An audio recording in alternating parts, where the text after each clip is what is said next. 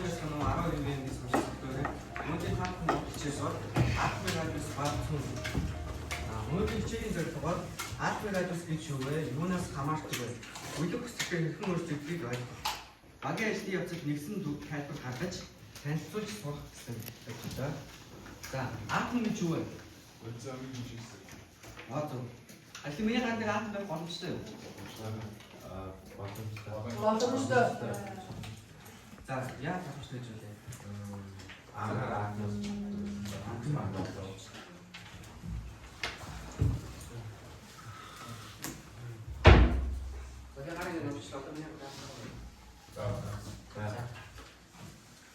За, тэгэхээр нэг тусад яг хэр хаатан байх гэж бодож байна. Баш. Сая. Нэг сая. Нэг сая багж байна. Нэг тусад 5-ийн 30-ын 10-ийн 21 зэрэг хаатан байдаг. Тэгэхээр атомын сая хэлсэнчлэн бодисын хамгийн жижиг хэсэг. Одоо энэ дээр ингээд натрийн атом өгсөн байна шүү дээ. За, цөм гэдэг нь бол одоо яг энэ байгаа энэ хэсэг гэж байна. Энэ цөм протон эрэг цэнтэй бөө электрон цэнэхгүй бөөмөд байдаг. Одоо энэ гадна байгаа энэ электронууд бол одоо энэ гадна байгаа электрон юугаар ингээд цөм электрон хоёр хэсэг багтдаг.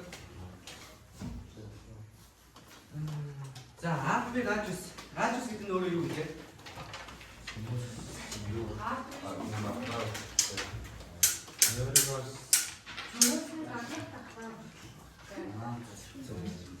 За, атомын радиус гэдэг нь цөмөөс гадна давхар зайг хэрэгтэй болно. Тэгэхээр одоо атом чинь маш жижиг хэсэг гэдэг учраас хүнд харж чадахгүй. Тэгвэл энэ болгонгууд яг ойролцоогоор 0.1 нанометр гэж үздэг. Нанометр ч одоо микроскопоор харах бол болохгүй тэрхүү ингээд хэлбэрүүд шүү дээ. Тэгвэл одоо энэ атомыг болгоод зөвхөн электрон микроскопоор харж болно. Энэ болгоод одоо ингээд электрон цацаж томруулдаг гэсэн. За. Одоо энэ Францын атомын радиус өгсөн байна. 7 давхартай Италийн хамгийн том атом 2 одоо энэ нэг давхар эхний давхар 2 дараагийн давхар 8 18 30 18 8 нэг гэж дүрдэг. Тэгэхээр нэгдүгээр бүлгийн эхнэр доош гарч байгаа. Одоо энэ дээр Францын 7 давхартай хамгийн том нь ийш гэсэн ягаад жижигхэн байгаа юм чи. Одоо энэ чинь ингээд хамгийн том нь ягаад гэхдээ хамгийн том байж байгаа юм. Гадаа толгойд электрон. За, атомын радиус харьцангуй өөр байдаг. Одоо энэ натрийн утга хоёрыг харьцаа. Яг ялгаа нь юу вэ? Гадаад давхрын электроны цоогоор. За, өөр нэг ялгаа байна. Би бодчих чинь. Том жижиг. Зөв. Атомын радиус нь том жижиг байна. За, тэгэхээр үеийн дагуу радиус багасна. За, яагаад багасч байгаа вэ гэхээр одоо үлэг хүсэлтэй авч үзье та. Натрийн, магний, бөмбөг цагаан, цахиуд, фосфор, хөхөр, холоор, аргон байна. Тэгэхээр одоо энэ чинь ингээд нэгийн ээлж үлэг гэхээр нэг гадна дахан нэг электронтой гэсэн. Тэгвэл ингээд хоёрын ээлж гэхээр хоёр электронтой. Ингээд хоёр тусам электронтой нэмэгдэж байна. Тэгэхээр атомын радиус багасна. Натрийн холоор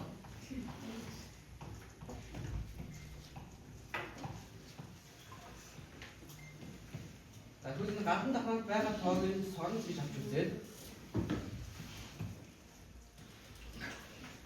гэж авч үзээд яг энэ хэсгийг төмөр гэж авч үзье. За тэгээд соронд нь гэдэг өөр юу гэдгийг бүгдийг. За тэгвэл одоо энэ гадна дахан байгаа нэг соронд 7 соронд энэ үеийн аль нэг төмөрлөг байна. 7 сороноос. За тэгэхээр одоо энэний радиусаас хамаагүй жижиг байдаг. Одоо энэ холоор натриг бол хамаагүй жижиг гэсэн. Одоо энэ дээр яг энэ 3 дугаар үе гэдэг чинь одоо 3 дугаар үе гэх нь дахайн гадна тоо гэж байна. Одоо тэр натриг 281 гэж дүрээд 3 давхартай байна.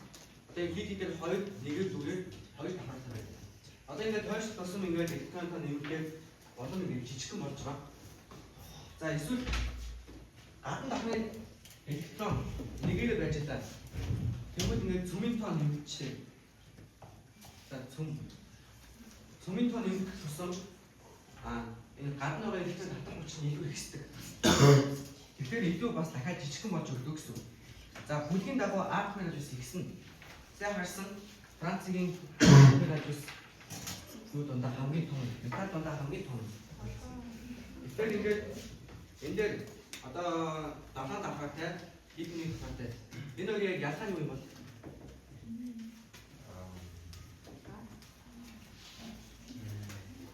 За хараа өөр хэрэг юм.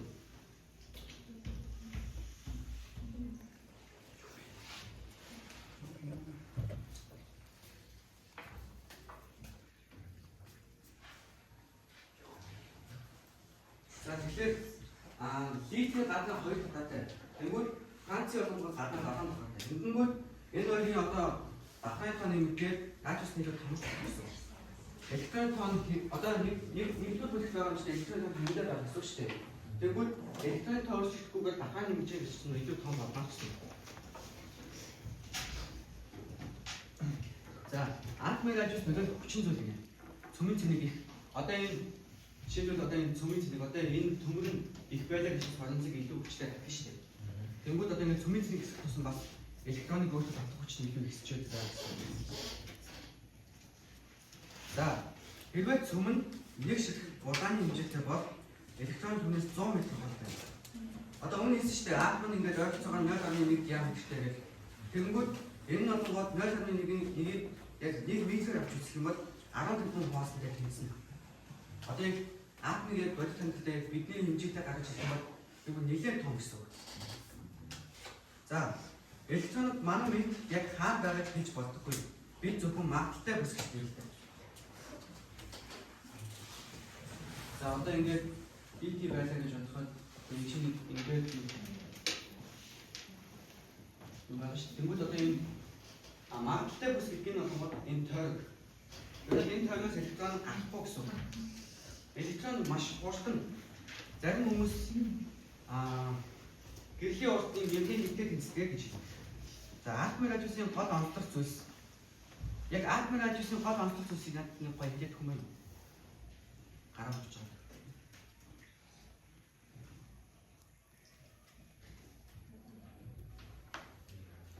За хааны тав.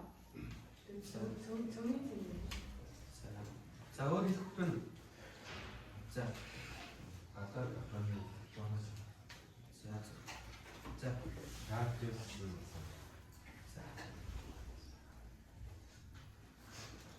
за басал ажил. Доорх 3 элементийн аль нь илүү том радиустай вэ? Одоо ингээд үлэг хүсэлтэй харъя л та. Магний тэгээд холоо нэг кальц чинь. Тэгэхээр одоо ингээд бүлгээ харъя. Одоо энэ магний кальц хоёрын аль нь илүү том радиустай вэ? За яа. Атар ахны. Зөв. Одоо магний 3 давхартай, кальц 4 давхартай. Тэгвэл одоо энэ магний холоо хоёрын аль нь илүү том вэ? Магний. За яа. Гадар. Хааны томс. Нэмж байгаа учраас одоо энэ чинь холоо жижиг магний том. Тэгэхээр одоо энэ асуултан дээр доор 3 элементийн аль нь атомын илүү том радиустай вэ гэсэн. Тэгэхээр энэ гурвын аль нь болж таарч байна? За зөв. За литий фотон.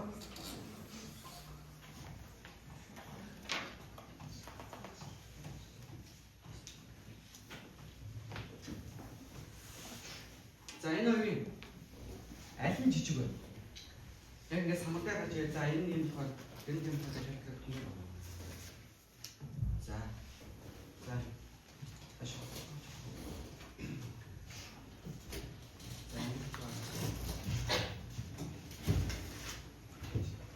Отон гадны соронзны арай богоо учраас агшаа арай татдаг. Тэр учраас энэ зэн арай багс радиус байна. Энэ соронзны зөвхөн болохоор арай багс радиус. Одоо ингэнгүүт одоо миний өмнө яг нэг автаа гарч ирлээ л дээ. Ер нь энэ гадна давхрааных нь электрон болохоор энийг бисаа ингээд соронз төмөг гэж ер нь яг жишээ авч ярьж үзсэн. Тэнгүүд одоо яг энэгээр жишээ авах юм бол электрон ер нь энэ электрон гэж ярина. За атомын радиус бүлгийн дагуу яаж өөрчлөгдөх вэ? Одоо бүлэг гэдэг нь яг алиг гэж байгаа вэ? Бүлэг гэдэг. Босоо баг. Тийм, босоо баг бүлэг. За, тэгвэл эндээс аатрагч яаж үүсгэх вэ? Гэсэн.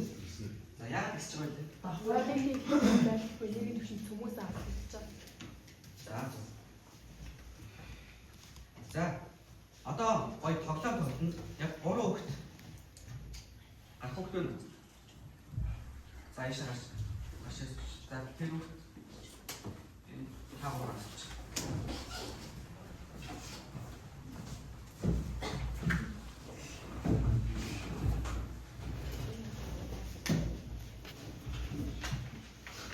За, энэ тоглоом нь яадаг тоглоом бэ гэхээр одоо би таагаар дөнгө өгсөн шүү дээ.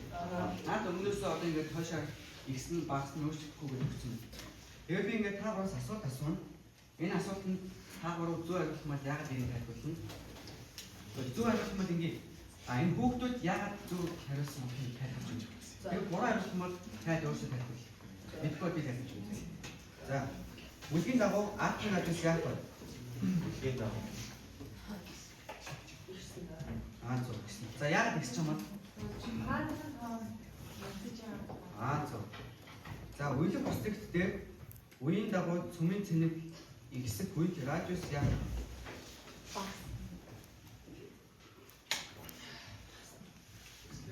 За, яагаад багасч байгаа гэдгийг сонсож байгаа юм бол? Валид электрон их том цөмбөө илүү хүчтэй. Зөв.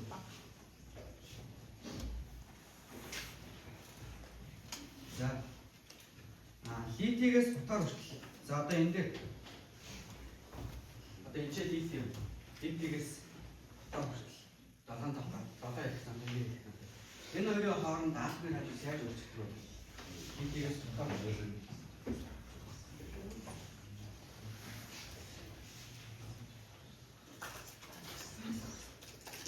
За, багасна.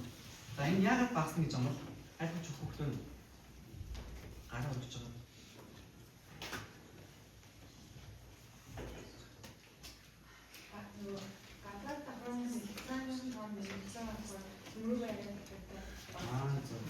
Хотоор ус радиус радиус багасна. За, дахиад шинж ихснээр аатрын радиус яах вэ? Дахиад шинж. Одоо би Франц гэсэн шүү дээ. Америк том Итали аатмаа.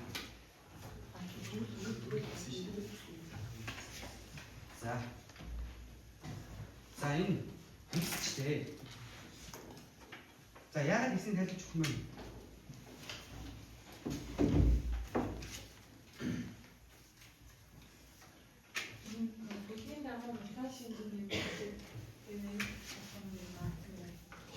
Давхрын том улам нэмж байгаас одоо доошлох тусам одоо Францын хамгийн том ааттай медаль байна шүү дээ. Тэнгүүд ингэ доошлох тусам одоо радиуснаас ихсэн давхрын том нэмж байгаа учраас за энэ дээр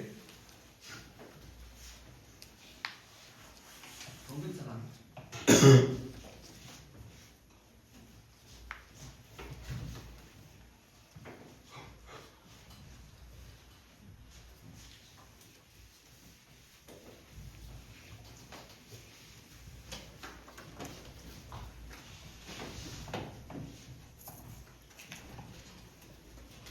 за ийм байрлалтай. Гэсэн дараагийн дагуу аатрын радиус ямар хаалт?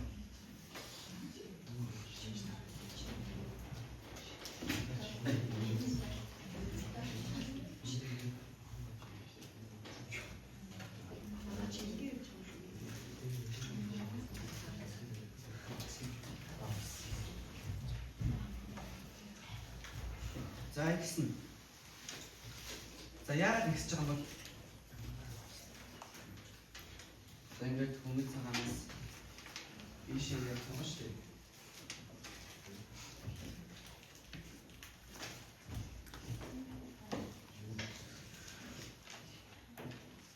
Өдөртөө багасч. Зөв. Одоо энэ чинь хүмүүс цагаан гадна хангаа энэ чинь хоёр энэ нэг болж байна. Энгүүд ингээд цөмрөөгөө илүү татдаг гэсэн үг байна. Нэг нь баг гэдэг. Наад нь ингээд хүн. За баярлалаа гэж байна.